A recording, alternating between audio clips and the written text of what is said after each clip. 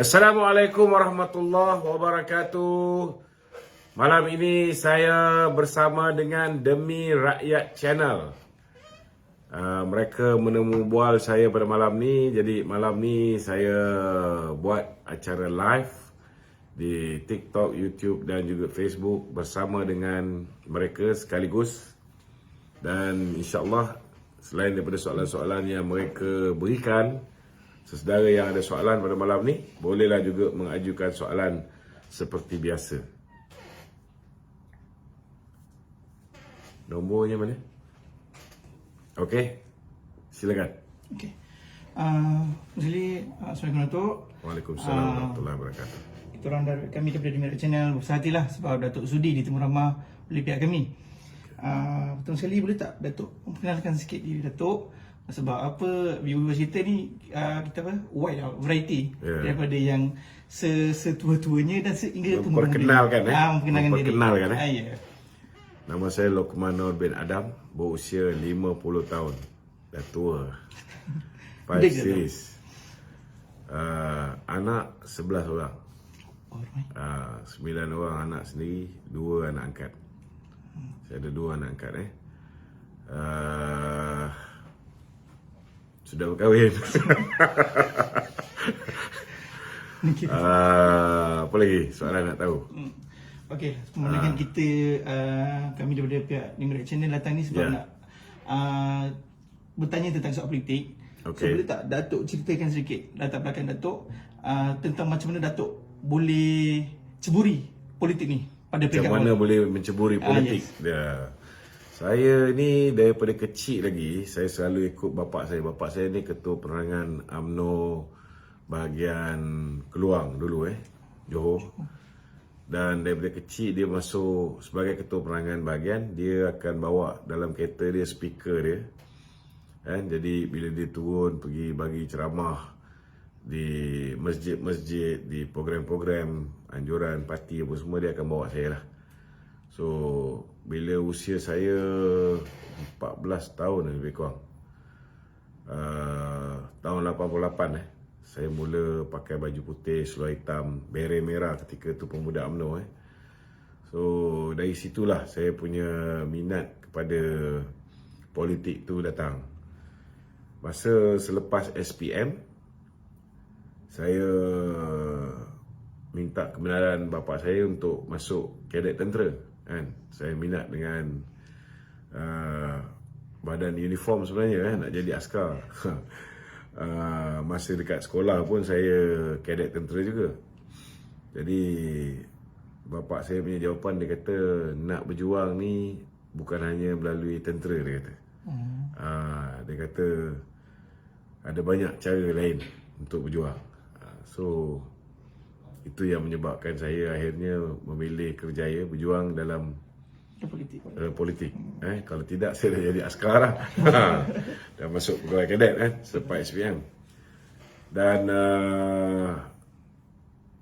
semenjak 88 tu saya banyaklah program-program pemuda UMNO, program-program UMNO bahagian saya pergi. Kemudian bila habis je belajar umur saya 1 bulan 1 1991 tu genap 18 tahun.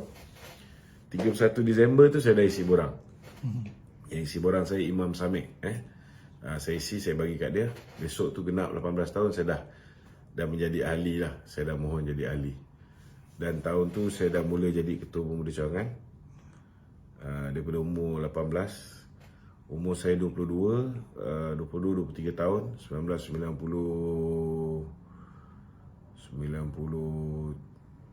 94 macam tu. Lebih kurang lah, 94 lah saya ingat. Masa tu saya dah terlibat bertanding di peringkat bahagian apa semua. Kemudian saya berkecimpung dalam politik di peringkat nasional pada tahun 95. 96 saya jadi Setiausaha Majlis Kebudayaan dan Kesenian Pergerakan Pemuda UMNO Malaysia. So moto pemuda UMNO ketika itu, pemuda pemangkin gerakan reformasi. Itu kawan-kawan tak tahu sebenarnya perkataan reformasi tu Asalnya. datangnya daripada kami punya moto. Moto kami ni ialah pemuda pemangkin gerakan reformasi. Datuk Zahid lah ketua pemuda dia. Tu cerita dia. So masa di usia awal 22-23 tahun saya dah berkecimpung dalam politik di peringkat nasional sebagai Setiausaha Majlis Kebudayaan, Ahli Jawatankuasa Majlis Pembangunan Luar Bandar dan Ahli Jawatankuasa Majlis Sains dan Teknologi Pemuda UMNO Malaysia. 97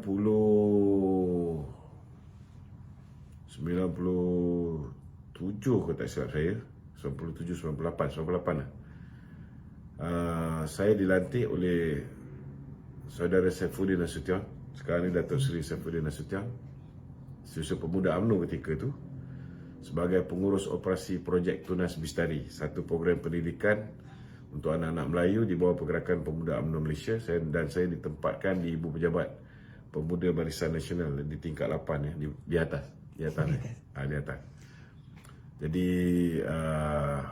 bila berlaku pertemuan 1998 tu di antara Tun Dr. Mahathir dan Datuk Seri Anwar, yang sebenarnya pergaduhan itu berlaku punca kerana Datuk Seri Anwar tidak mau bail out syarikat perkapalan milik Mirzan Mahathir, dan kerana Datuk Seri Anwar ketika itu dah tak boleh tahan dengan polisi-polisi Mahathir dan dia dah bersedia untuk menentang Tun Dr. Mahathir sebagai Presiden UMNO.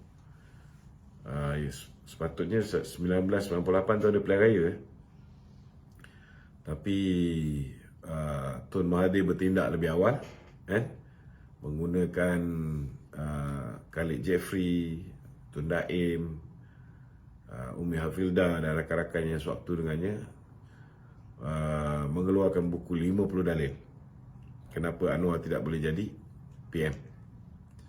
Dan ini telah membawa kepada pemecatan Datuk Seri Anwar sebagai Timbalan Perdana Menteri dan Menteri Kewangan pada 2 September 1998. Kemudian 3 September 1998 walaupun dah hilang jawatan menteri ataupun Timbalan Perdana Menteri dan Menteri Kewangan tu, dia punya pengaruh dah kuat. Jadi suka tak suka Mahathir nak pastikan dia tak ditentang sebagai Presiden UMNO. Dia kena pecat Datuk Seri Anwar sebagai ahli UMNO. Dia tak boleh buang sebagai Timbalan Presiden. Jadi dia pecat Datuk Seri Anwar sebagai Presiden UMNO pada 3 September 1998. So 12 September 1998 Datuk Seri Anwar melancarkan gerakan reformasi. Sebenarnya sebelum tu lagi kita dah pemuda pemangkin gerakan reformasi. Itu moto pemuda UMNO. Dan ialah antara punca berlakunya pemecatan ini juga tidak dinafikan ialah kerana pemuda melalui Datuk Zahid menyuarakan tentang ketidakpuasan hati pemuda pada ketika itu bila amalan KKN, kronisma, korupsi dan juga nepotisme. Nepotisme ni, kronisma ni semua orang tahu kan. Amalan yang memberikan keutamaan kepada kroni-kroni. Nepotisme ni amalan yang memberikan keutamaan kepada anak pena kan. Dan korupsi semua orang tahulah, rasuah, salah guna kuasa.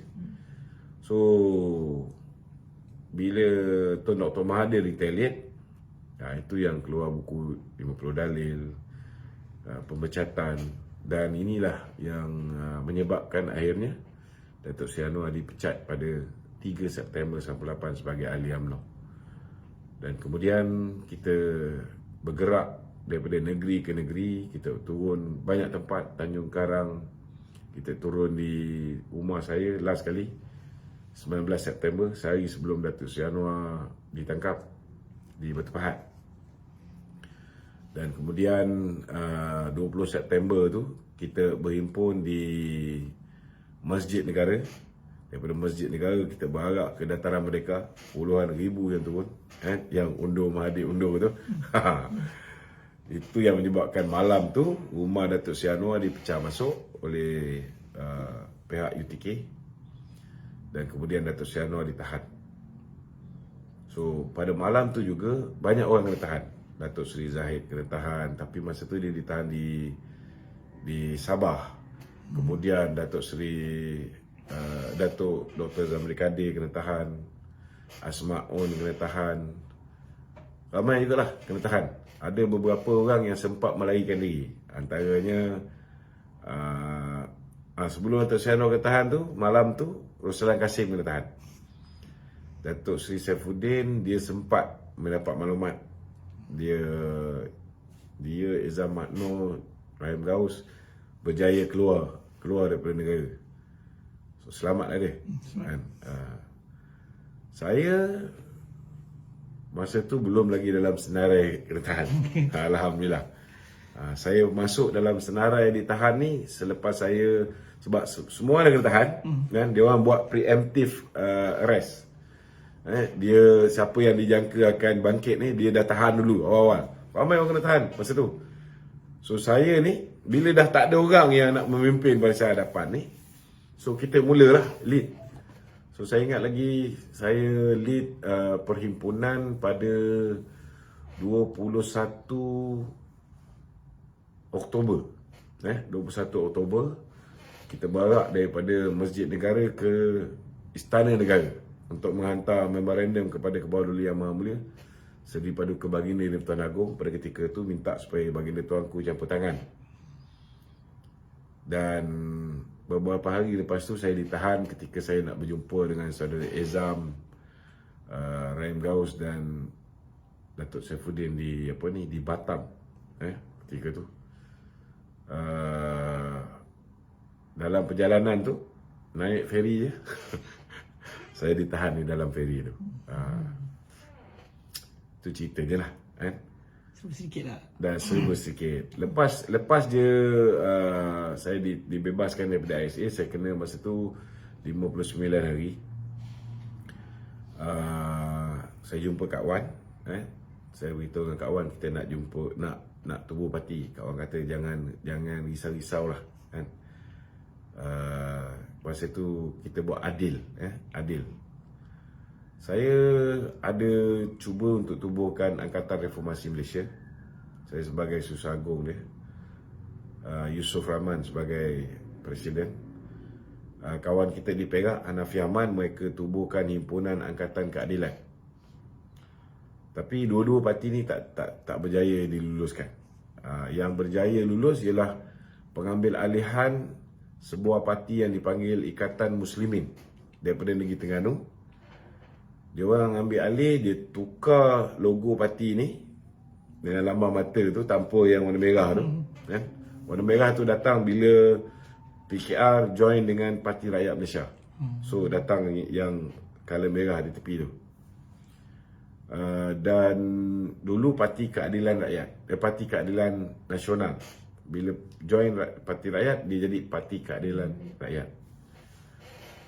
Saya peringkat awal tu Majlis Kerja Tertinggi, tetapi bila tukar daripada Ustaz Nakai kepada Anwar Tahir kan, dan kemudian saya dihantar pergi ke Johor sebagai Ketua Pemuda Keadilan Johor kan. Dan selepas pilihan raya 99 saya bertanding lawan Datuk Seri Syamuddin di Tenggara 2000 tahun 2000 ketika tu saya menjadi Setiausaha Eksekutif Pemuda Keadilan, kemudian menjadi Setiausaha Pemuda Keadilan, sehinggalah saya ditahan di bawah SA buat kali kedua selama 2 tahun 2 bulan. Masa dalam penjara tu saya bertanding jawatan Majlis Pimpinan Tertinggi. Saya menang lah masa tu. Masa tu umur saya dalam 28 tahun saya rasa.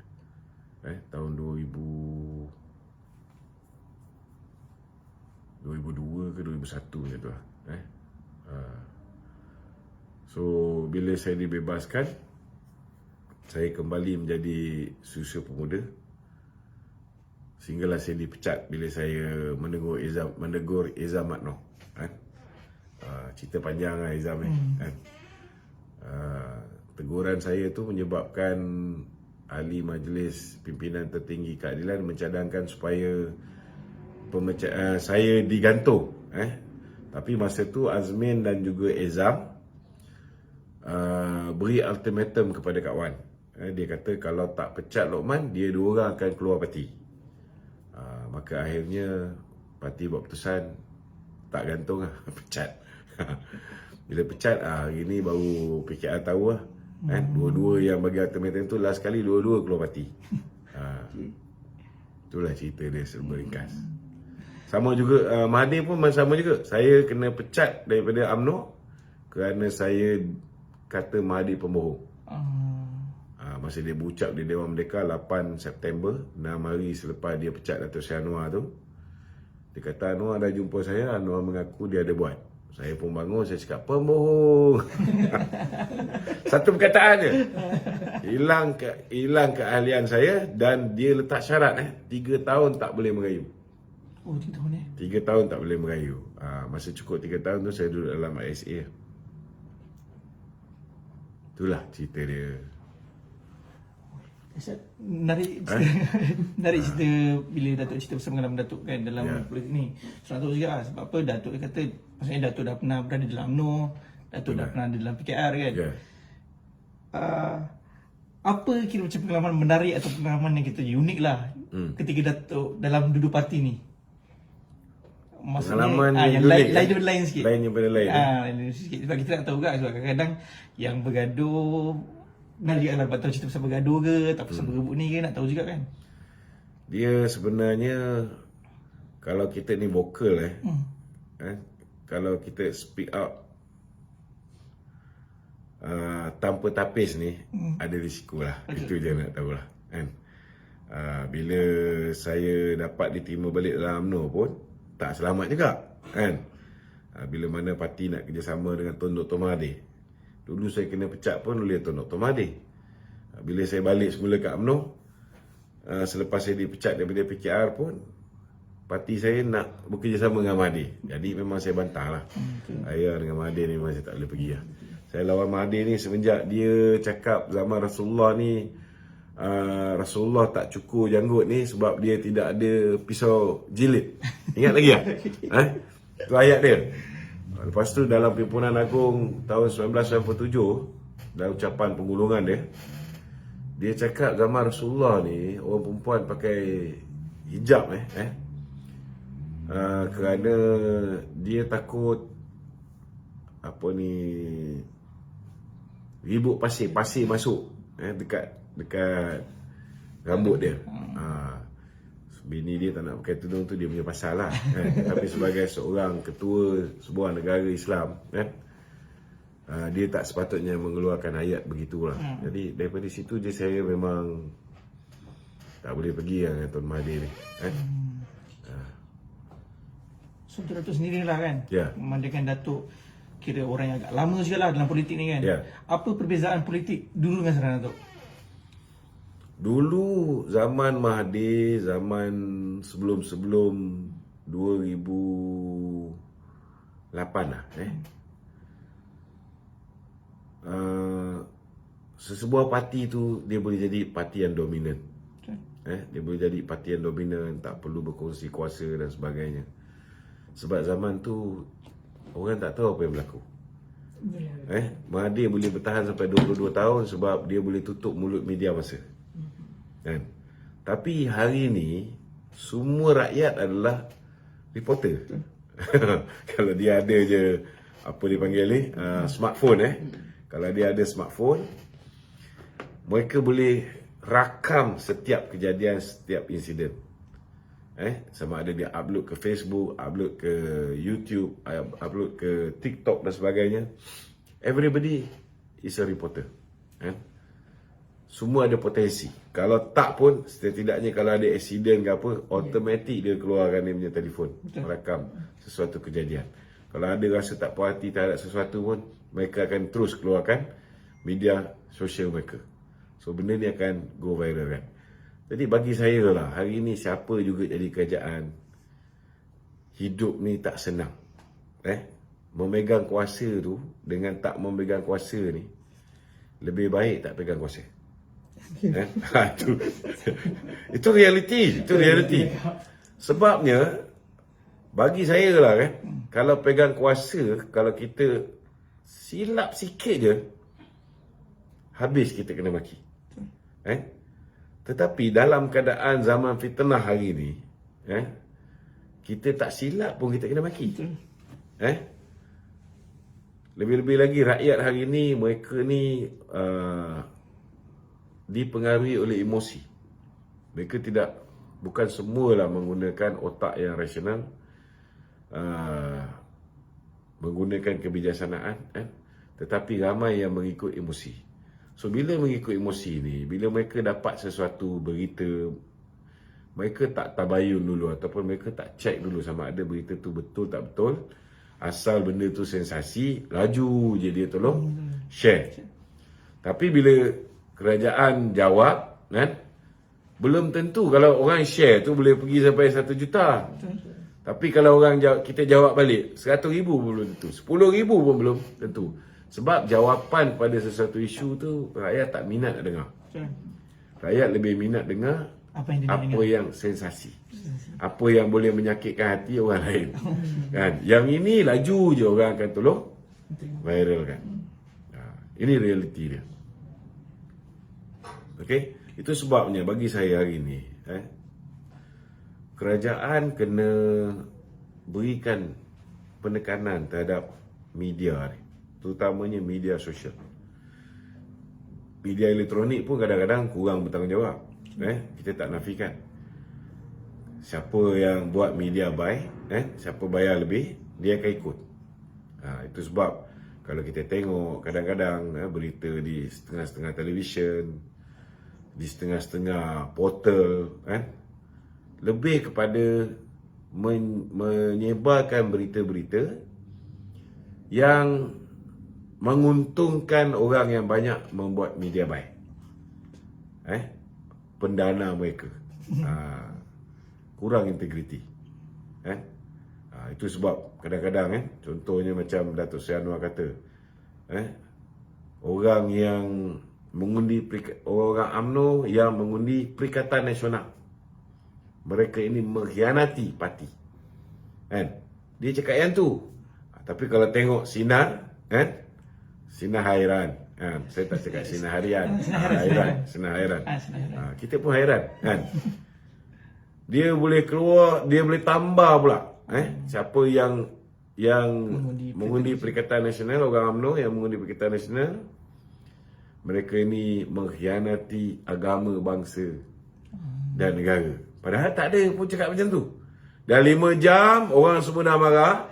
Dia nak samakan kita ni sama macam PAS. Dia nak samakan Datuk Seri Anwar ni sama macam PAS, menunggang agama. Undi PAS masuk syurga, macam Ketua Pemuda SIK cakap. Undi PH, undi BN masuk neraka. Dia nak samakan Datuk Seri Anwar ni memainkan sentimen 3R kononnya. Maknanya kalau beri undi pada PN, khianat pada agama dan bangsa. Tu dia nampak tak jahat tak jahat. Lepas 5 jam, orang semua dah tahu tentang tajuk berita dia tu, baru dia ubah. Baru keluar pembetulan. Bukan sekali, 3 kali dia buat pembetulan. Lepas tu dia punya ketua pengarang apa? Usamuddin duk kata mereka ni bebas. Tidak ada orang yang membayar dia yang boleh menentukan hala tuju editorial. Bodoh. Sembang je. Kita bukan bodoh. Betul. Okay, pandangan Datuk sendiri, pendapat Datuk sendiri lah. Ini memandangkan Datuk dah sentuh isu 3R kan. Untuk Datuk sendiri, pandangan Datuk tentang isu 3R yang selalu dimainkan ni. Pandangan Datuk macam mana? Maksudnya nampak cerdik kan? Sebab hari ni kita kena terima hakikat bahawa Perikatan Nasional tak boleh terima hakikat. Kita kena terima hakikat bahawa Perikatan Nasional tak boleh terima hakikat. Sebab apa?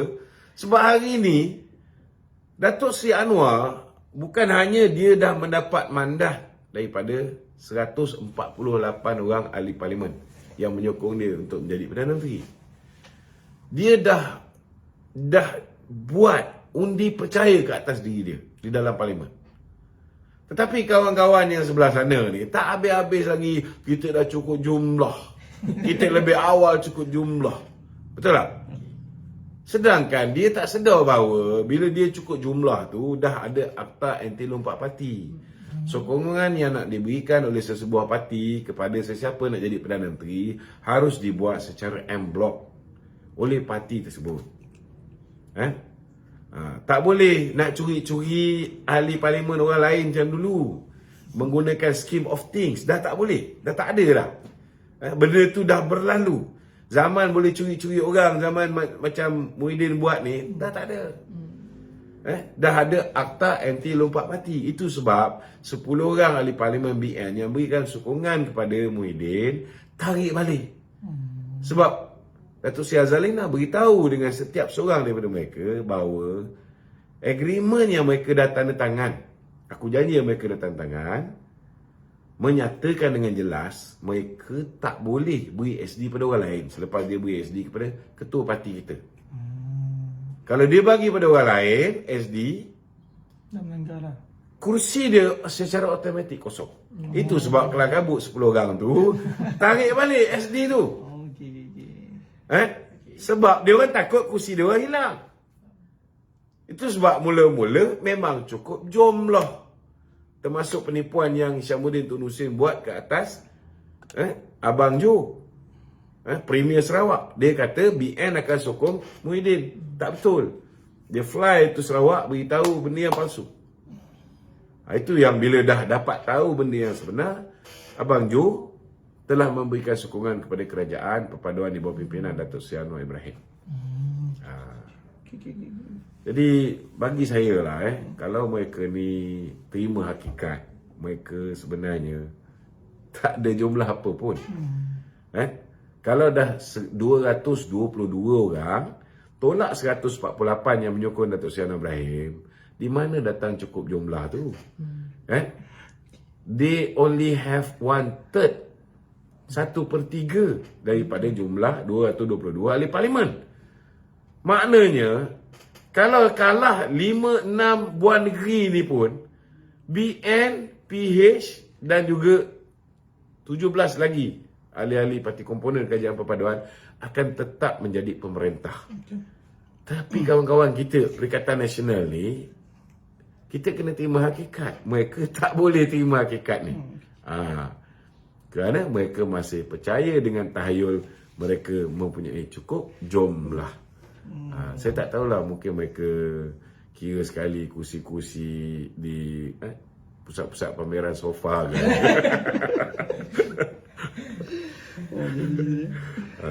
Okey dah tu. Kita nak ke inilah soalan seterusnya lah. Sebab kalau mereka tahu kalau menang pun 6 buah negeri ni, mereka tetap tak boleh membentuk kerajaan. Mereka takkan membelanjakan duit sebegitu banyak. Sampai ke hari ini mereka masih membelanjakan duit yang banyak. Tapi percayalah, lepas pilihan raya di 6 buah negeri ni, saya kesian dekat cyber troopers yang dah beralih arah. Dulu menyokong PH, menyokong BN. Mereka ingat geng-geng Perikatan Nasional ni akan taja mereka sampai pilihan raya umum yang ke-16. Yang dia tak sedar bahawa mereka ni hanya dipergunakan sampai selesai 6 pilihan raya di 6 buah negeri ni. Lepas ni mereka tak dapat lagi dah. Mereka akan terima hakikat bahawa mereka tidak ada jumlah tu. Masa itulah baru mereka akan realise. Okey? Okey, Datuk nak tanya jugalah. Memandangkan kita tahu sekarang kerajaan perpaduan tu daripada beberapa parti kan. Di mana dia punya parti paling besar ialah itulah PH juga BN. Melihat daripada dinamik BN sendiri kan, Tok Datuk lah, macam mana kerjasama di antara PHBN ni sebenarnya? Okey ke tidak sebenarnya? Dia sebenarnya di peringkat atas. Peringkat atas, kerjasama antara pimpinan BN dengan PH dan rakan-rakan lain sangat cantik. Sangat cantik. Adalah 1-2 orang yang tak puas hati, tak dapat tu, tak dapat ni. Itu biasalah. Standard lah. Ada juga 1-2 orang yang masih mengharapkan keadilan oleh Datuk Seri Najib diberikan. Ada yang tak puas hati, yang nak melakukan sabotaj. Hmm. Kalau mereka ni guna otak, mereka akan tahu bahawa yang mengusahakan untuk memenjarakan Datuk Najib ialah Mahathir, yang hari ini dianggap sebagai ketua kepada kumpulan-kumpulan Perikatan Nasional. Yang meneruskan kerja Mahathir ialah Muhyiddin, pengurusi Perikatan Nasional tu. Yang membantu termasuklah PAS, yang hari ini juga berada di dalam Perikatan Nasional. Jadi kalau hari ini Datuk Seri Najib disumbat dalam penjara kerana puak-puak ni, dan puak-puak bingai ni nak bagi undi kepada Perikatan Nasional, so I hope people will realise lah how brainless they are. Tak, kalau pakai otak yang waras, tak mungkin kita nak marah dengan kedudukan Datuk Najib yang masih belum dapat dibebaskan ni. Kita nak salahkan kerajaan yang sedia ada. Sedangkan kuasa memberikan pengampunan bukan di bawah kuasa Perdana Menteri. Perdana Menteri memang sebagai menteri yang menjaga hak ehwal wilayah, dia akan jadi sebahagian daripada ahli lembaga pengampunan.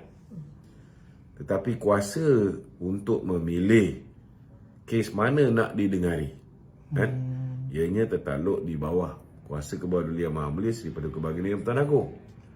Kes Datuk Seri Najib sepatutnya kalau ikut prosedur, lepas dia menjalani 1/3, maknanya lepas 4 tahun baru boleh masuk ke lembaga pengampunan diraja.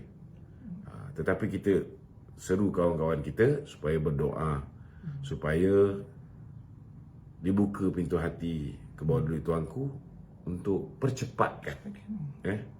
Kuasa Tuanku ada, percepatkan. Tapi kita jangan tekan Tuanku. Kita kena faham ini ialah kuasa mutlak Tuanku. Kita nak merayu pada Tuanku ni, kita merayu lah. Nak merayu apa, tapi jangan tekan. Jangan tekan. Nanti baik-baik dia nak keluarkan, dia tak keluarkan. Baik-baik dia nak ampunkan, dia tak ampunkan. Betul tak? Jadi kena bijaksana lah dalam hal ni. Kalau ikut Syed Imran, budak Hamzah yang duk terpekik terlolong sekarang mengaku dia orang bosku ni, dia pergi ke depan istana, dia kata kalau tak dibebaskan, kita akan himpunkan lebih ramai berkumpul dekat depan istana. Dia ingat tuanku ni boleh termakan dengan ugutan-ugutan macam ni. Orang-orang macam ni akan memburukkan imej. Tapi saya nak beritahu, Tuan Najib pun menyampang orang ni. Sebab dia penipu banyak kali. Banyak kali. Budak ni memang konmen. Nak tahu jugalah Datuk, mana kena terus sentuh hal pasal Datuk Seri Najib kan. Nak tanya jugalah, ada cakap kabar angin mengatakan bahawa penyokong Tegar Datuk Seri Najib ni nak memboikot pilihan raya negeri ni. Kita tak nafikan dia ada dua. Pertama, Perikatan Nasional ni kita kena faham lah. BN ni satu kelemahan dia, kita tak jaga media kita. Kita tak jaga media kita. We do not spend our money wisely. Kalau untuk peruntukan pilihan raya, kita sanggup keluar duit bagi setiap kepala untuk setiap jentera kita. Tetapi dalam zaman hari ni, media ni begitu penting. Sampai hari ni kita tak jaga TikTokers kita tak jaga Facebookers kita. So ini kelemahan yang kita kena terima.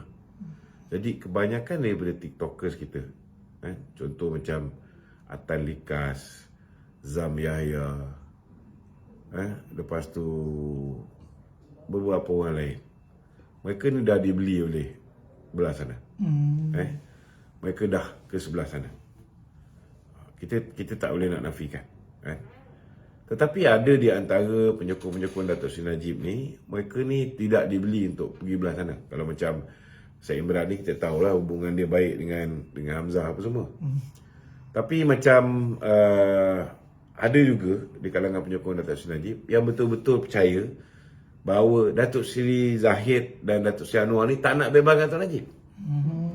Betul pula. Hakikat dan realiti dia, Dia orang ni dah buat macam-macam, tapi tak semua benda kita boleh cerita kat rakyat. Tak semua benda kita boleh cerita kat rakyat. Bila Dato' Najib ni dah masuk dalam penjara, nak keluarkan ni bukan satu benda yang mudah. Sebab dia dah melalui proses mahkamah tinggi, mahkamah rayuan, mahkamah persekutuan, dan dia dah buat semakan kehakiman.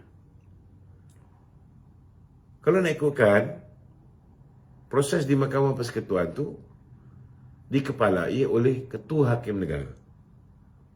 Semakan ke atas keputusan tu ialah semakan ke atas keputusan Ketua Hakim Negara yang lead 5 orang hakim ni.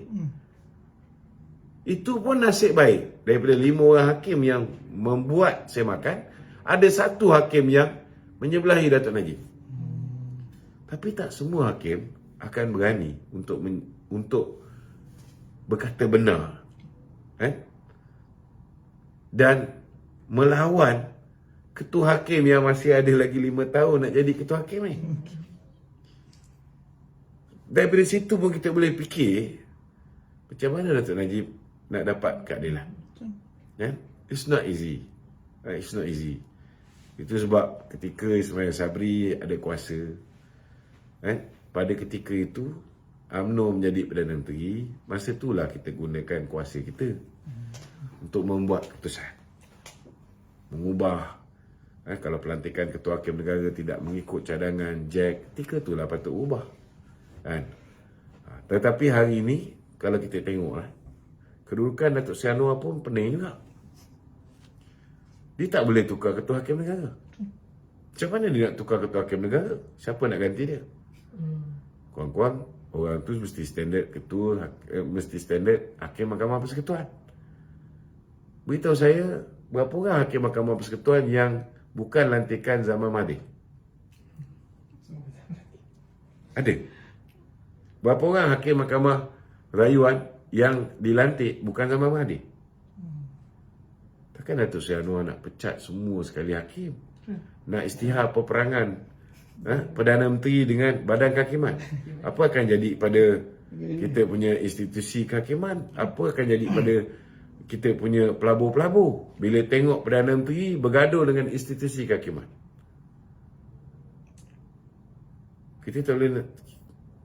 Kita tak boleh buat sesuatu yang memberi gambaran seolah-olah ada campur tangan politik di dalam sistem kehakiman kita oleh badan eksekutif. This is not good for the country. So benda ni kena buat macam menarik rambut dalam tepung. Tepung tak berselera. Jadi bukan satu benda yang mudah lah. Bukan bagi satu benda yang mudah. Kita harap kita beri kepercayaan kepada Datuk Seri Anwar untuk handle benda ni secara bijaksana. Yang penting kita nak supaya badan kehakiman kita menjadi bebas. Setidak-tidaknya bebas daripada pengaruh Tun Mahathir. Kita nak badan kehakiman kita boleh berlaku adil kepada semua. Tak kira orang Melayu ke, India ke, Cina ke, Kadazan ke, dusun ke, orang miskin ke, kelas menengah ke, orang kaya ke, latar belakang politik orang UMNO ke, orang PKR ke, orang Bersatu ke, orang DAP ke, kita nak semua orang boleh mendapat keadilan daripada badan kehakiman. Dan itu pun apa yang cuba diusahakan. Itu sebab Menteri Undang-Undang kita pun nama dia Menteri Undang-Undang dan Reformasi Institusi. Maknanya kita ke arah untuk reform semua institusi-institusi asas negara. Tak ada lagi ahli jawatan kuasa PKR pusat jadi Pesuruhjaya pencegahan rasuah. Tak ada. Kita pun tak nak peguam kepada mana-mana OKT tiba-tiba jadi peguam negara dan kes OKT tu digugurkan. Tak boleh. Tak boleh. Sebab ini akan backfire kepada kerajaan. Itulah sebenarnya hakikat dia. Dulu bila tukar peguam negara, kita jadikan modal, UMNO jadikan modal tentang Tun Mahathir. Betul tak? Bila tukar Ketua Hakim Negara kepada Richard Malanjun, UMNO juga gunakan ianya sehabis baik untuk jadi modal. Jadi sebenarnya Datuk Seri Anwar ni belajar melalui kesilapan Mahathir, belajar melalui kesilapan Muhyiddin. Jadi dia mentadbir mengikut acuan dia sendiri. Jadi kita kena yakinlah dengan kepimpinan Datuk Seri Anwar. Saya yakin dia tahu apa dia nak buat. Mungkin kita tak puas hati dengan cara dia, kan? Kalau saya tengok kawan-kawan kita bila dia puji kebebasan institusi kehakiman, ramai orang marah, kan? Tetapi cuba kita berada di tempat dia. Dia juga adalah salah satu mangsa. Mangsa kerosakan institusi kehakiman akibat daripada perbuatan Mahathir. Takkan dia tak tahu. Tetapi dia ada dua pilihan. Sama ada dia nak memujuk, menggunakan kaedah memujuk supaya badan kehakiman ini kembali menjadi badan yang neutral, atau dia nak berperang dengan memecat orang tu orang ni yang tidak boleh menyelesaikan masalah. Dia boleh tukar Ketua Hakim Negara, tetapi kalau dah semua sekali bersama dengan Ketua Hakim Negara sekarang, boleh selesai tak masalah? Tak boleh. Tak boleh. Jadi kita tak berada di tempat dia tu, kita tak boleh faham benda ni. Kalau dia pecat, nak ganti siapa? Ini yang orang Tak faham. mungkin tak tangkap. Tak boleh faham. Saya boleh faham lah. Okey. Menarik juga pada Datuk. Nak jaga lah sebab apa alang-alang dah kita tahu nak dekat PRN ni kan. Tak lama dah dekat sebenarnya. So, bercerita soal PRN ni kan. Ya. Kempen akan dibawa oleh PHBN. Boleh Datuk cerita kasih tak? Saya rasa kalau contoh macam Selangor Selangor ni manifesto kalau tak ada pun tak apa. Sebab bagi saya apa yang dilakukan oleh Datuk Seri Amiruddin sudah cukup bagus. Dari segi foreign direct investmentnya meningkat jauh lebih baik daripada zaman Azmin Ali. Dari segi sumbangan berbentuk pendapatan per kapita negara, Selangor menyumbang 1/4 daripada KDNK negara itu sendiri. Dari segi kemajuan-kemajuan yang dibawa dalam negeri Selangor, banyak yang telah berjaya dengan pendapatan tambahan yang diperolehi. Bukan hanya reserve Datuk Seri Amir ni jauh berbanding dengan YB Azmin Ali yang tahu menghabiskan duit yang dikumpulkan oleh Khalid Ibrahim dulu. Dia tambahkan reserve berlipat kali ganda, tapi dalam masa yang sama banyak yang dikembalikan kepada rakyat. Dengan bas percumanya, dengan kesihatan, bukan hanya di klinik kerajaan, klinik swasta pun diberikan secara percuma, boleh diklaim. Dengan banyak usaha-usaha membantu orang muda, usaha-usaha membantu golongan warga emas, golongan kurang upaya. Banyak program-program untuk usahawan-usahawan yang dibuat oleh Kerajaan Negeri Selangor. Bagi saya lah, track record Datuk Seri Amiruddin itu sudah cukup. Kalau kita terang dan jelaskan kepada rakyat negeri Selangor, kenapa mereka nak kelantankan negeri Selangor ni? Itu dah cukup. Sepatutnya kita Selangorkan Kelantan, Selangorkan Terengganu dan Selangorkan Kedah. Dengan memberikan sokongan kepada calon-calon perikatan ni PHBN. Kerajaan Perpaduan. Kita kena berikan sokongan kepada calon-calon kerajaan perpaduan supaya apa yang kita dah buat di Selangor itu dapat dicontohi oleh negeri-negeri lain. Supaya masalah-masalah yang diwarisi turun-temurun ketika negara ataupun negeri di bawah pentadbiran negeri PAS di Kelantan yang menyangkit di Kedah dan juga menyangkit di Terengganu dengan penjualan tanah yang berleluasa dan sebagainya kepada kroni-kroni PAS dan anak bini mereka. Sewajarnya benda tu janganlah sampai berlaku kat negeri Selangor yang sudah menjadi antara negeri pilihan yang terkaya dekat Malaysia ni. Matlamat dia bukan nak jadikan Selangor ni lebih maju. Bukan nak jadikan Selangor ni Selangor baru. Dia nak jadikan Selangor ni Selangor Kelantan. Segala masalah yang dihadapi di negeri Kelantan itu nak diserapkan pada negeri Selangor. Dan apa yang reserve yang ada dalam negeri Selangor tu nak diparaikkan. Wah, ini realiti. Mereka nak paraikkan supaya dapat membantu perjuangan pengembangan ideologi PAS ni. Ini kita kena faham. Dan kita tak boleh biarkan benda ni. Cukuplah Janawi bawa itu di peringkat pusat saja. Ketika mereka mendaruratkan negara. Takkan kita nak wujudkan lebih banyak Janawi bawa di negeri Selangor. Kan? Jadi hati-hatilah kepada teman-teman yang akan mengundi pada pilihan raya di 6 buah negeri ini. Okey? Kata tu, sebab Datuk tadi ada satu soal pasal nak Kelantan kan Selangor apa semua kan. Kita tahu baru-baru ni, baru juga lah, Sanusi telah datang ke Selangor untuk memberikan dia punya inilah ceramah, syarahan apa semualah. Nak tanya jugalah untuk pendapat Datuk sendiri. Pendapat Datuk sendirilah. Kan lepas dia cakap panjang lebar apa semua ni kan, kita tahu banyaklah yang dia sentuh dan sebab semua kan. Rasanya kan rakyat Selangor ni akan termakan ke? Saya rasa orang macam Sanusi ni kita kena ucap terima kasih. Terima kasih ya. Sebab kalau nak ikutkan kebengongan segelintir pengundi Melayu ni yang percaya dengan fitnah kononnya Islam terancam. Konon-kononnya macam semenjak UMNO bergabung dengan PH ni, Islam terancam dalam negara. Padahal semenjak kita bergabung dengan PH ni, kawan-kawan dalam PH menjadi sopan santun.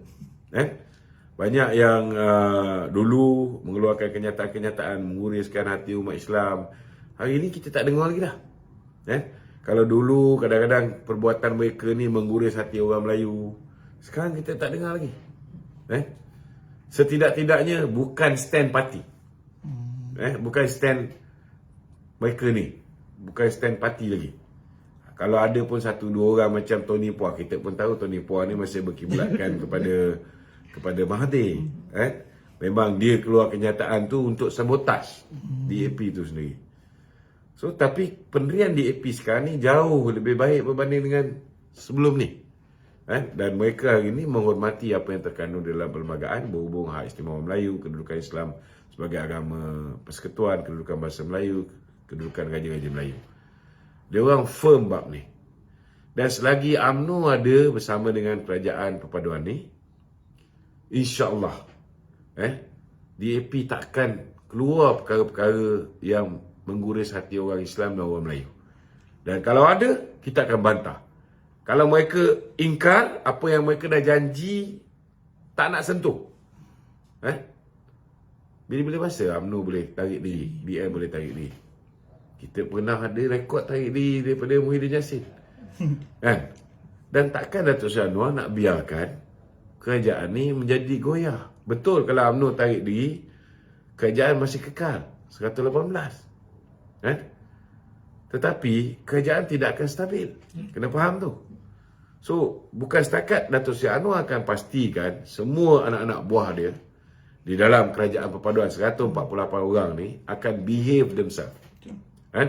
Akan menghormati hak istimewa Melayu, kedudukan agama Islam, bahasa Melayu, kedudukan raja-raja Melayu. Dalam masa yang sama, Datuk Seri Anwar juga akan pastikan orang Melayu juga akan menghormati hak bukan Melayu. Seperti mana yang termaktub di dalam perlembagaan. Dia kena jadi bapa kepada semua. Dan saya yakin dia mampu untuk buat benda ni. Dan DAP pun mereka juga belajar melalui pengalaman, dapat jadi kerajaan 22 bulan. Akibat daripada satu dua orang terlanjur kata, terlanjur perbuatan, hilang kerajaan, last kali Lim Guan Eng jadi kluster mahkamah. Okay.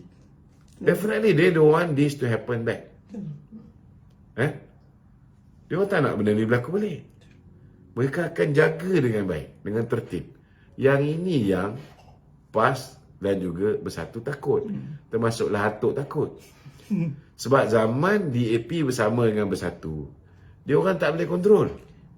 Atau dia orang sengaja biarkan DAP buat apa yang DAP nak buat, supaya last kali dia orang boleh ambil kesempatan tinggalkan Pakatan Harapan dan bergabung bersama dengan PAS dan UMNO. Yang kena blame DAP. Ini sebenarnya kaedah Mahathir, pecah dan perintah. Last kali dia yang terduduk. Dia ingat dia letak jawatan kerana dia dilantik oleh PH, dia akan diangkat semula sebagai Perdana Menteri oleh UMNO dan PAS dan Bersatu.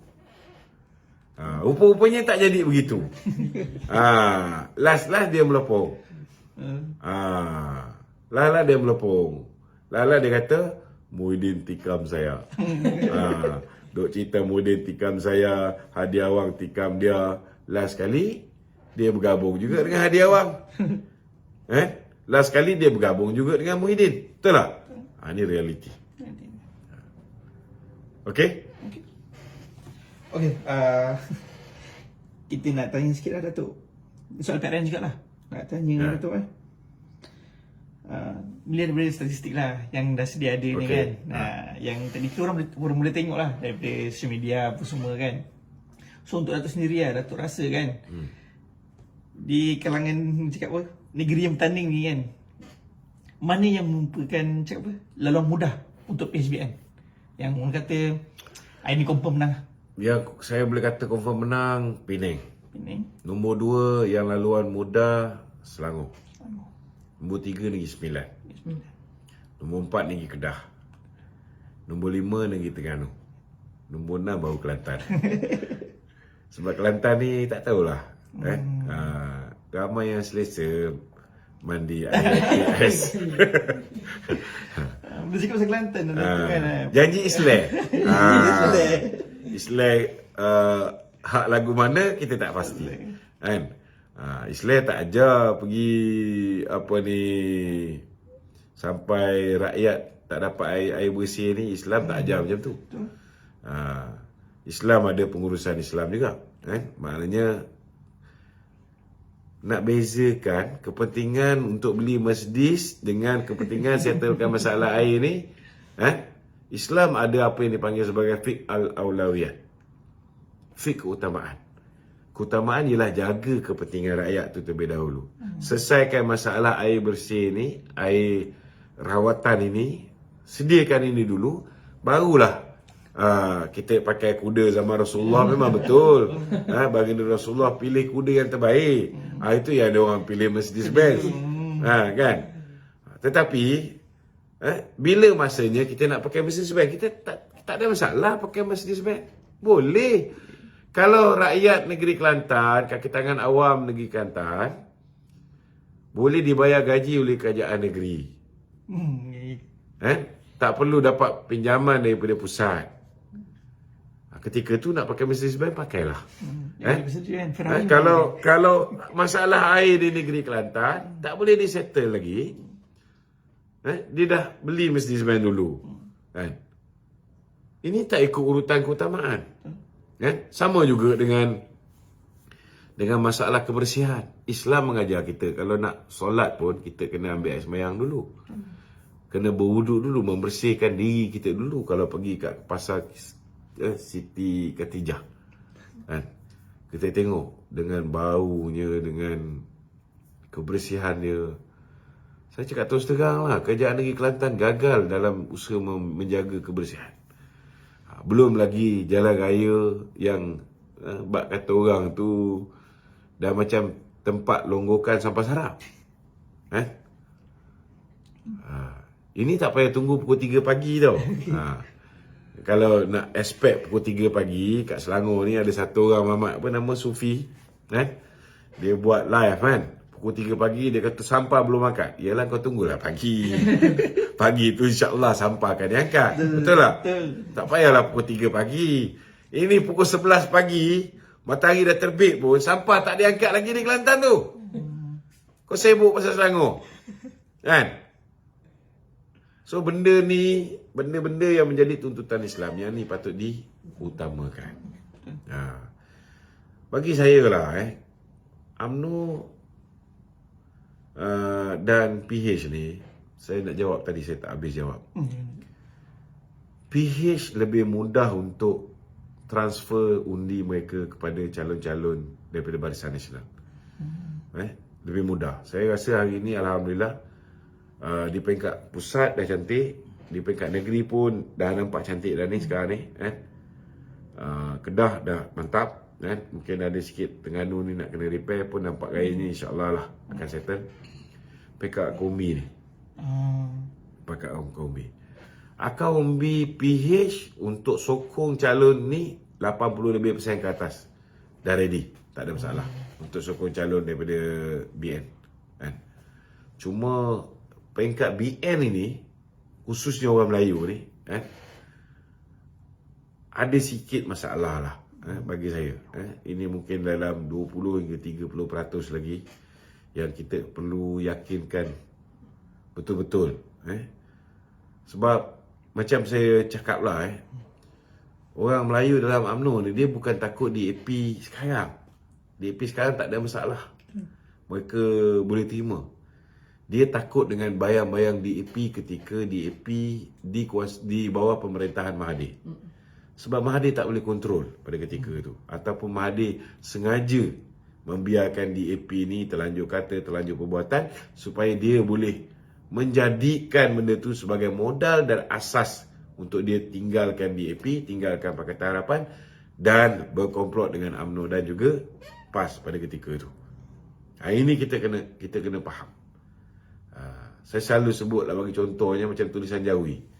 Selepas Khairul Johari menamatkan tulisan Jawi, Mahathir pernah jadi Menteri Pelajaran, tak ada pun dia laksanakan tulisan Jawi, betul tak?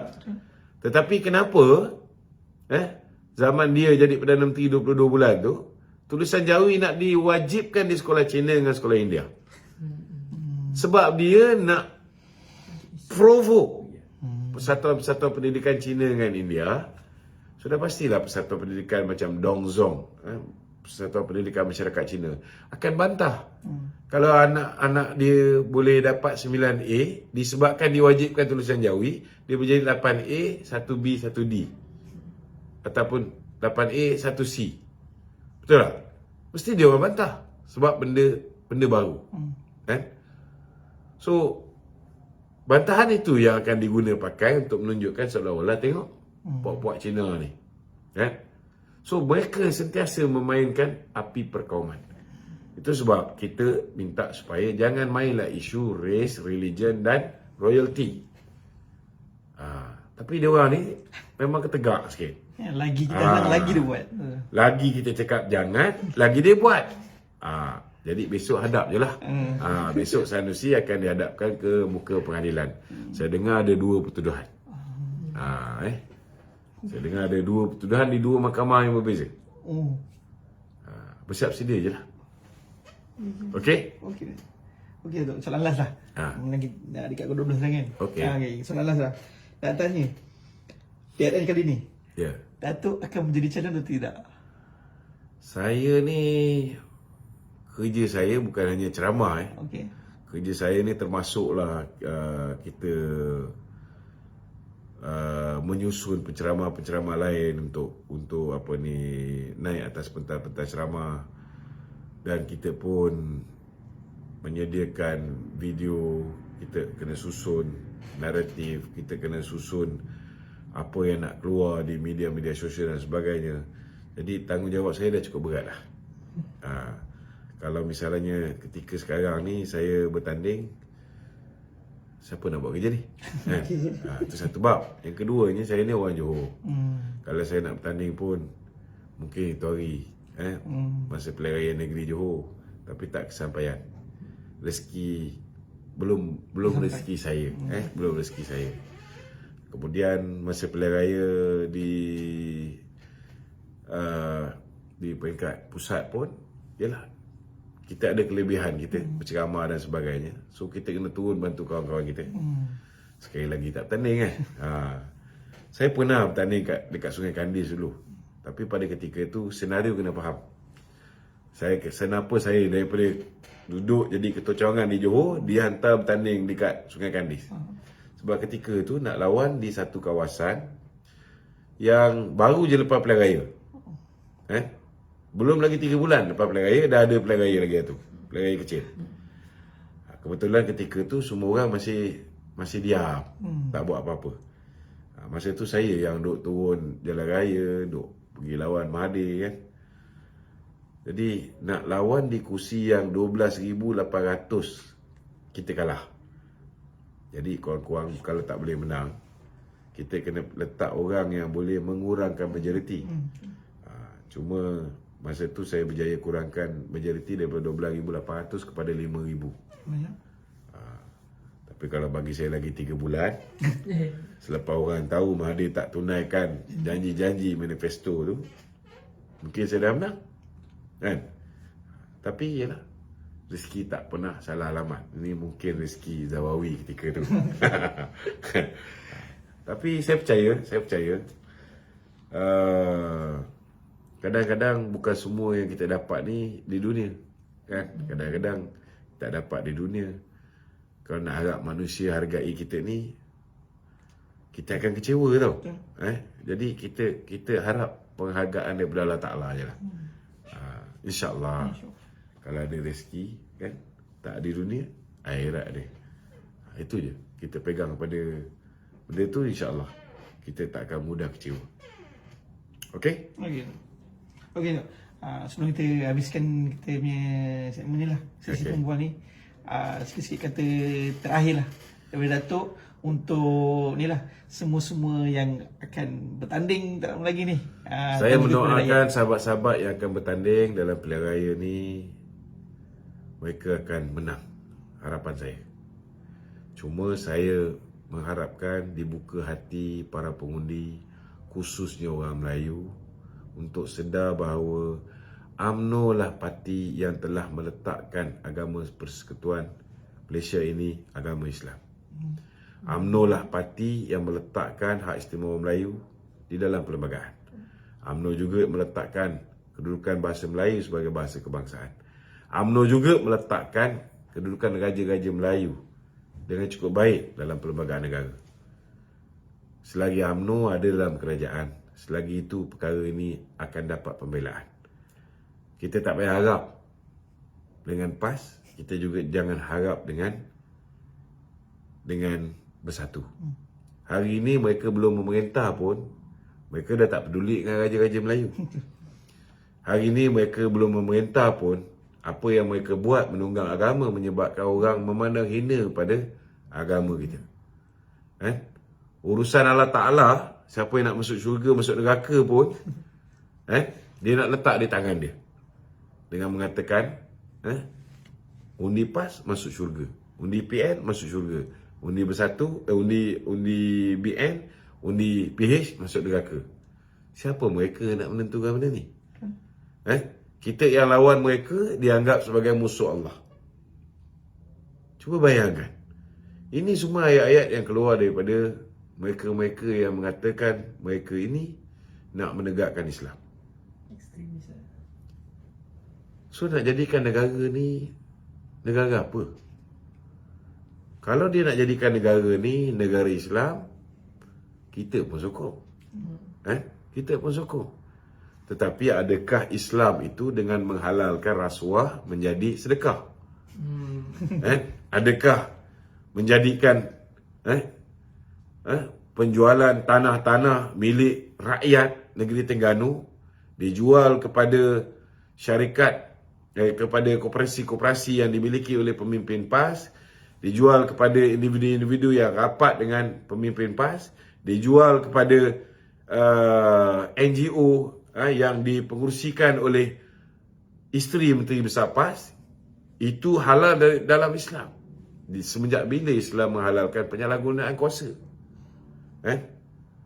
Jadi jangan berikan imej Islam tu buruk di mata orang bukan Islam.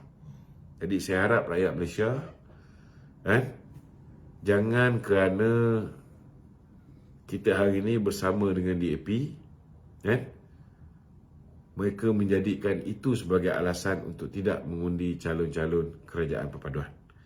Saya nak beritahu, semenjak kita bersama dengan DAP dah 8 bulan dah ni, banyak program-program Islamisasi yang dilaksanakan oleh kerajaan Datuk Seri Anwar Ibrahim ni.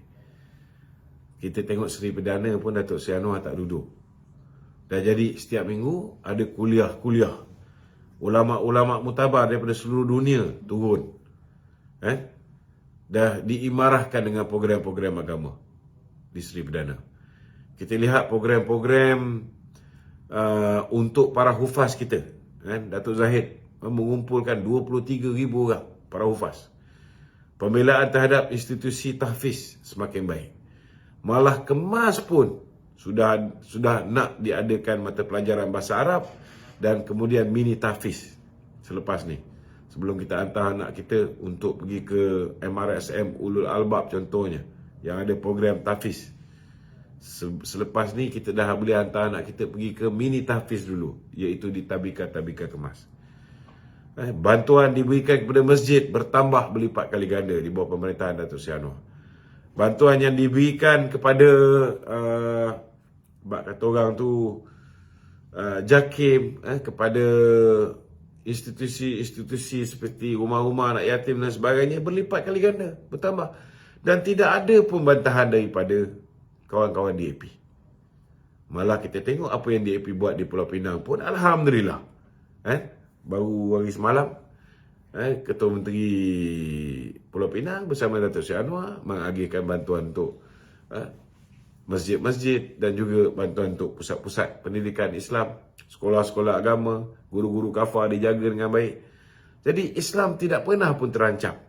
Berapa ramai orang yang telah dikafirkan oleh DAP semenjak kita memerintah? Ada. Berapa ramai institusi tahfiz ditutup? Berapa ramai rumah anak yatim ditutup? Berapa banyak sekolah agama yang telah ditutup semenjak kita memerintah? Tak ada.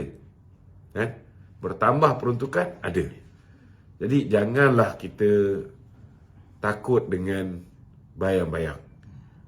Kalau nak kira dari segi parti yang ekstrim dan chauvinis, gerakan tu jauh lebih chauvinis daripada DAP. Kalau kita baca laporan peristiwa 13 Mei, baca buku laporan 13 Mei, jelas bahawa peristiwa 13 Mei itu bermula dengan perarakan yang dilakukan oleh parti gerakan. 23 kali nama gerakan disebut dalam buku 13 Mei. Sekali pun tak sebut nama DAP. Tetapi bila gerakan bersama dengan Barisan Nasional, kita boleh ubah gerakan tu menjadi sebuah parti yang cukup rasional daripada parti yang ekstrim, yang chauvinis. Orang boleh terima gerakan ketika dia berada di dalam kerajaan Barisan Nasional. Tak ada masalah. Tak ada masalah. Sebab bergantung dengan siapa mereka berkawan. Kalau dia berkawan dengan orang baik macam Barisan Nasional, baiklah jadinya. Bila dia berkawan, contohnya DAP. Yang orang takut sekarang ni DAP, dikala DAP berkawan dengan PAS. Orang takut ialah yang berguling-guling sampai tak menghormati raja-raja Sultan Perak. Siapa yang berguling? Geng PAS yang berguling dekat Bukit Candan ni. Betul tak betul? Ketika dia bersama dengan DAP. Yang hari ini orang takut ketika DAP dapat kuasa 22 bulan. Ketika tu DAP berkawan dengan Bersatu. Yang orang takut ialah DAP ketika dia berkawan dengan PAS dan Bersatu. Tapi setakat ni, alhamdulillah ketika mereka berkawan dengan Barisan Nasional, dia cakap lebih sikit, kita balon. Tapi tak semua benda kita kena balon dekat terang-terang. Betul tak? Kalau ada satu dua macam Tony Puah ke, yang keluar kenyataan-kenyataan yang menyebabkan kita rasa perlu kita tegur terang-terang, kita tegur. Tapi banyak benda yang kita boleh selesaikan di dalam mesyuarat kabinet. Kita boleh selesaikan di kalangan parti-parti komponen ketika Sekretariat Perpaduan berbincang. Maka tak perlu pun kita bincang. Itu sebab orang tak faham kenapa UMNO hari ini senyap. Kena faham kenapa UMNO dulu bising. Kerana apa yang terlanjur kata yang menyinggung hati umat Islam, yang menyinggung hati orang Melayu. Ketika itu kita bising lah. Tapi hari ini bila tak ada benda yang menyinggung hati umat Islam, tak menyinggung hati orang Melayu, kita nak bising apa? Everything is under control. Boleh dikawal. Tak perlulah bising. Ini orang tak faham. Tak orang faham dah, harap orang faham. Orang faham, tapi banyak lagi belum faham. Sebab penjelasan-penjelasan ni perlu kita share. Kalau kita tak share penjelasan ni, orang tak faham. Sebab bukan semua orang dengar live saya. Itu sebab banyak media-media lain ni kena pick up, beri penjelasan ni supaya orang boleh faham. InsyaAllah usaha ni sentiasa berterusan. Kepimpinan UMNO, Barisan Nasional, kita akan usaha untuk pastikan supaya transferability ni, kemampuan untuk transfer undi-undi kawan-kawan BN kepada PH ni akan berada di tahap maksimum menjelang 12 hari bulan Ogos ini, insyaAllah. Tetapi yang pasti, untuk menjelang pilihan raya umum 2027, kita ada masa yang mencukupi untuk membuktikan bahawa kerajaan perpaduan ini boleh jaga kepentingan orang Islam, orang Melayu dan juga bukan Melayu dengan cukup baik. Dan boleh menyelesaikan budaya rasism, perkauman sempit ini buat selama-lamanya, insyaAllah. InsyaAllah. Okey? Okey. Assalamualaikum warahmatullahi wabarakatuh. Waalaikumsalam.